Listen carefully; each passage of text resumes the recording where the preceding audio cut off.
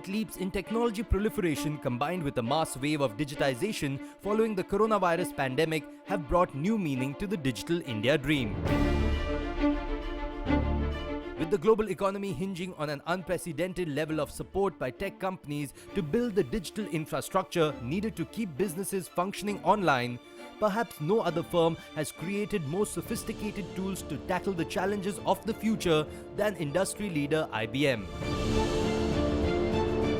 We sat down with IBM's MD of India and South Asia, Sandip Patel, to take a deep dive on the tech giant's plan to reshape tomorrow. I'm now in conversation with Mr. Sandip Patel. Hi, Sandip. Thank you so much for joining me today on this special episode.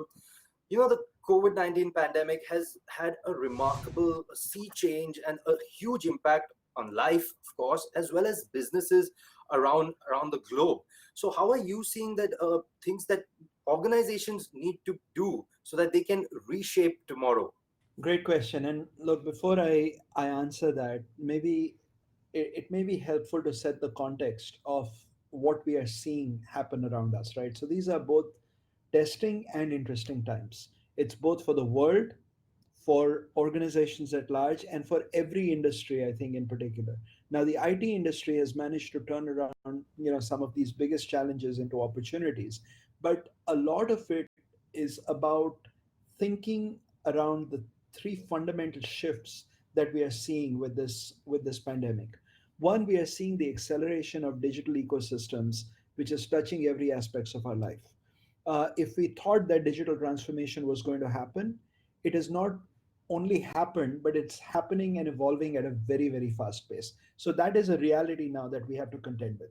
Second, because of these new digital ecosystems and this digital transformation, we are seeing new emerging business models, which are driving both cost efficiency, agility, but also requiring a fundamental foundation of trust that systems will work, trust that your data will be protected, trust that there is enough security in conducting transactions and interactions and others online.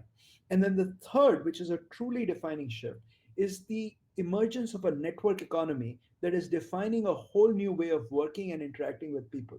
And that is also requiring people to interact with their customers in a fundamentally different way. And it's not about how you're interacting with, for example, say if you're in the banking space, how you're interacting with the banking customer. In the digital world, the bar is set by the last truly memorable and truly impactful experience you had in the digital space. So it's not about what was the best banking experience, but what was the best digital experience you had. And that, I think, is fundamentally requiring organizations to change in the way they adapt and work through all of that. And so as organizations accept these three fundamental shifts, what they need to do is, I in a word, if I have to say it, or in a phrase, I basically say that they need to emerge smarter. They fundamentally need to emerge smarter to both reset, revive, and then really energize themselves in this new way of working. And for and I'll give you a couple of examples. Going forward, organizations will need to both modernize their operations to realize the benefits of cloud native capabilities. So they will have to think about location independence, for one. The second thing they'll have to think about is talent flexibility, how you source talent from a variety of different ways, all remotely. Scalability, resilience, interoperability, seamless transition to a virtualized engagement and delivery model. We are actually calling it cloudified delivery now, which is a new way of thinking about how we drive delivery of technology solutions, etc. And Mhm, so, mhm. to help organizations think about this, how to emerge smarter, which is reset, recover, and revive, right? It involves a whole slew of different capabilities. How do you facilitate employees to work from home? And while you're doing that, ensure productivity. How do you drive operational resiliency? How do you continue the customer engagement and experience in a fundamentally different way? How do you disrupt supply chains, which are now becoming a way of life through these digital ecosystems forming? And most important, how do you protect against the increased cyber attacks? That this is Yes. something which is increasing manyfold. And so these are some of the functionalities and thoughts that organizations will have to adopt as they Mm. start to operate in this new normal. Exactly. Those are great insights and a great start to the discussion, because it's a new normal. It's something that is changing every day, and businesses are having to adapt. They have to be nimble and agile, even whether it's the smallest business or the largest multinational. Uh, I want to go a little macro. So I want to talk about the nation. Recently, Arvind Krishna, the CEO of IBM, and yourself had a great interaction with the Indian Prime Minister Narendra Modi. Just wanting to get some insights into some of the conversations that happened. What are some of the viewpoints that maybe the Prime Minister shared with you, and what you and Arvind shared on IBM's role for the way ahead? Sure, and I've got to tell you, it was a terrific meeting. Great meeting with our prime minister. You could see the passion that he has about growth and development, of the country, Mm. and that was very, obviously very refreshing to see firsthand. So Yes. in this meeting, Arvind discussed the shared vision for the country. How IBM is embedding good tech in everything we do, Mm. and we refer to it this as good tech, which is, how are we responsible technologists in delivering, good through technology, and how do you leverage the power of technologies, where, we are doing a lot of work in the education space. And this is where Arvind talked about not just for AI in education, where we are obviously training Mm. a lot of people in, but AI for education. So, how do you enable education through the use of artificial intelligence? So, those were some of the themes that we talked about.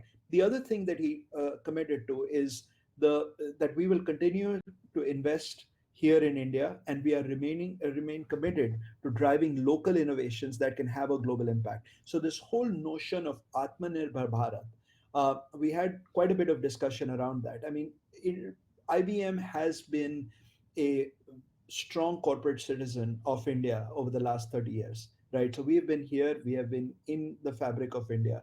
And through this tenure, we have continued to invest in India, not just, in India, but it's for India, and actually doing work here in India that is scaled around the world. So the investments that we talked about will be focused in three areas: collaboration with the government to build platforms that accelerate the country's digital India vision. We will continue to bring good tech to life in areas like health, cybersecurity, as well as education. And the third area, which we are absolutely committed to, which we've already been doing a lot of work in, is in the Skill India movement and the move towards Atmanirbhar Bharat to create the right kinds of skills in the country that can start to make the country the skills capital for the world. On that note, it's time for a very short break, but my conversation with Sandip Patel continues after this very short break. Don't go anywhere, we'll be right back.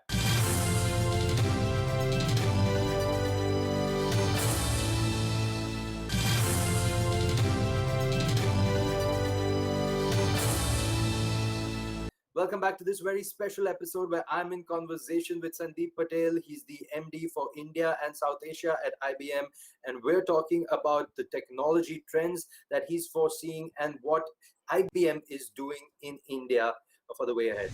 Sandeep, when we talk about technology, one thought is also that there are a lot of technology which is has a has continuous uptime. There can't be any downtime. So whether it's financial transactions, whether it's healthcare system, uh, government systems, um, for that, of course, the infrastructure, the hardware, software has to be integral, has to be robust. And I know IBM is an expert in this, but just wanting to get your thoughts on this about this integral aspect of how technology has to be up all the time. I mean, what are some steps that you're putting in place? What are some checks that you are developing or have developed to ensure that this cycle keeps going on? So look, I mean, we are in the middle of providing infrastructure that keep a lot of essential services running. So be it a lot of the financial infrastructure in the country through public sector banks, through private banks, uh, I mentioned, some of the supply chains that we support, which delivers essential products like milk and others to the nation in many respects. We are also in the middle of providing infrastructure that delivers essentials like cooking gas, which continued to happen while we were going through the pandemic. Now all of this happens through core platforms, and as we move towards you know business as usual, but also post COVID, there are going to be two fundamental transformational journeys that we will continue to support clients with. One is hybrid cloud, and the other is data and AI. So let me talk about platforms and how some of this is brought to life, particularly as organizations and the IT ecosystems evolve. So we have been right at the core of building three fundamental platforms. One was sort of the mainframe and our systems platforms. Second was a services platform that actually delivers both infrastructure and solution-based services. And third was around middleware, which we have been pioneers in. And now the fourth one, which we believe, which is going to become very relevant, is hybrid cloud. And let me spend a minute to explain hybrid cloud. As different organizations move towards virtualizing Mhm. their infrastructure, moving to the cloud, they will always have different cloud properties, but also data and applications which they will have on-prem systems that they continue to own. And so the Mhm. ability to transition applications, data, and work seamlessly and efficiently across these different platforms is going to become critical. And this is Mhm. what I refer to when I talk about a hybrid cloud platform. So it starts with Linux, which is the de facto operating system standard. We have tremendous advantage in this with Red Hat Linux, which is the market share Mhm. leader. Linux, along with containers and Kubernetes, which is a way to uh, have applications and data work seamlessly across these platforms, they provide the architectural foundation of our platform. And OpenShift, which is one of our core products through Red Hat, that captures all of this and more. So IBM clearly has a large software and middleware portfolio, which has now been containerized, and it runs on OpenShift and Red Hat Linux. So, you know, we have sort of created a family of cloud packs, which we introduced in the second half of last year, which allows our middleware to run in any cloud native environment and enables our clients to bridge from the past into the future, which means clients can now deploy this software anywhere that OpenShift runs. So it is infrastructure agnostic across not just public and private clouds, but also mainframes and power system platforms. So OpenShift is something that makes it possible to develop and consume software in a fundamentally new way. So this is where we have built in a set of advanced technologies like Watson, like analytics, like encryption, Internet of Things, and many others, which collectively starts to create a competitive advantage for us as organizations start to move into this new infrastructure. And all of this we do with a enterprise grade security infrastructure that we've built, because you talked about infrastructure and what is it that's going to be needed to move forward, right?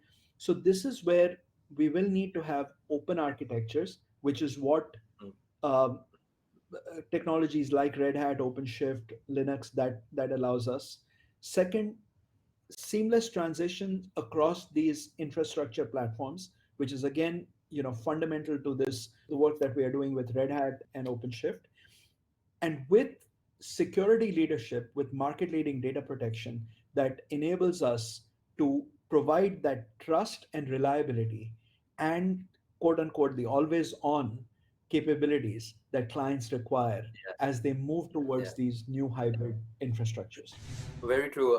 Sandeep, before I let you go, a technology pioneer many years ago had said that, any predictions that you make for the 5 year period, you usually overestimate them, and any predictions for the 10 year period, you underestimate. I think it was Bill Gates who said that. So I'm not going to ask you 5 years or 10 years. I just want to ask you your from your experience or your insights on what we can expect in the next 1 or 2 years from technology trends, specifically in what's happening in India. Yeah, so I mean, as I reflected on a variety of different things, the return to normal, whenever it happens, right, it's going to be a fundamentally new normal. And what we do right now to adapt and get ready for that new normal will in fact define, the future. Clearly, we are going to be in a very fast or accelerating digital transformation, which I don't think will stop. I think that will continue.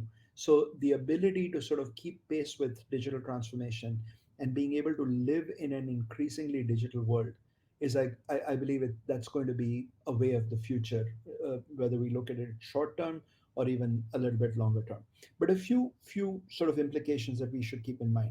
In the short term, I think the whole notion of employee well-being is going to become, really, really important in terms of how do you enable employees to work from home where you are in fact uh, going into their homes as opposed to them coming to the workplace.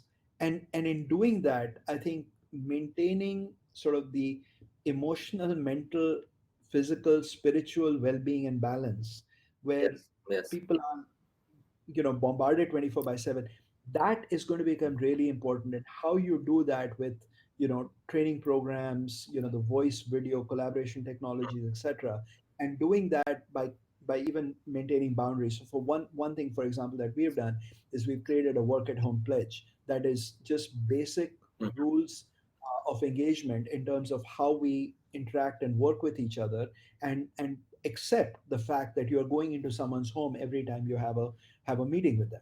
Second, you've got to modernize the workforce, and you've got to sort of invest in skilling and how skills for virtual collaboration, for virtual work, that is going to need to increase. I mean, we have seen, for example, in our own organization, the number of online training hours has gone up significantly since the pandemic hit, and people are taking courses like online courses that we offer around virtual selling, virtual design, uh, how do you collaborate virtually and use some of the collaboration tools that are available, what do you need to know about cybersecurity, etc. The other thing that I believe, we will start to see is migration to tier 1 cities that was happening very aggressively. That could slow down. And this, I think, and I've been hearing this in a lot of our industry forums and others. I think uh, we will have the ability to build opportunities for aspiring job seekers in tier 2 to 3 cities, particularly when you have the ability to sort of work remotely and so on. I think the other prediction that I will put out there, and I think we are seeing this in some respects, but I think it'll probably accelerate even more, is stronger ecosystem collaboration to co-create, co-innovate, and actually, launch offerings together in the marketplace, whether it be, with people who are, traditionally competitors, or doing that in conjunction with your clients. We've been doing some of that in Europe. We've had some very interesting solutions that we've launched in collaboration with clients, where we are doing offerings with clients or with government agencies and academia. And then the other thing I believe, which is going to be really important, is how technology plays a role underpinned by a lot of security. I think the notion around cybersecurity, I think people are still worried about it. I don't think everyone has completely true. locked into what does it take to be secure. Just to give you a couple of data points, about number of Yes. security incidents have increased by 40% due to the move to Wow. remote working. Mhm, mhm. I mean, the number of incidents that we have seen, and we track this on a regular basis through our command center. has been in, like a few thousand%, it has gone up in terms of just ransomware attacks and others that we are starting to see. Wow, So this that's is going to huge. become, yeah, and that this is going to become a reality. So thinking about how do you invest in this next generation of a security command center, how do you monitor and do this on an ongoing basis where you are preventing, sort of known risks proactively, I think is going to become very, very important. Well, fantastic, Sandeep. Thank you so much for your time and for talking to me today. We've got some great insights from you, not just about what IBM is doing, but also on what we should expect for the way ahead. For the viewers, I was in conversation with Sandip Patel. He's the MD for India and South Asia at IBM. Those were great insights. But stay tuned to us, because on this very series, which is Reshape Tomorrow, we'll be bringing in some very interesting roundtable conferences along with some surveys of the industry, different sectors in the industry, that will give you a real time, you could say, maybe it's we're putting our finger on the pulse of the industry through these surveys that we're doing in partnership with IBM. Thank you again, Sandeep, and thank you so much for watching.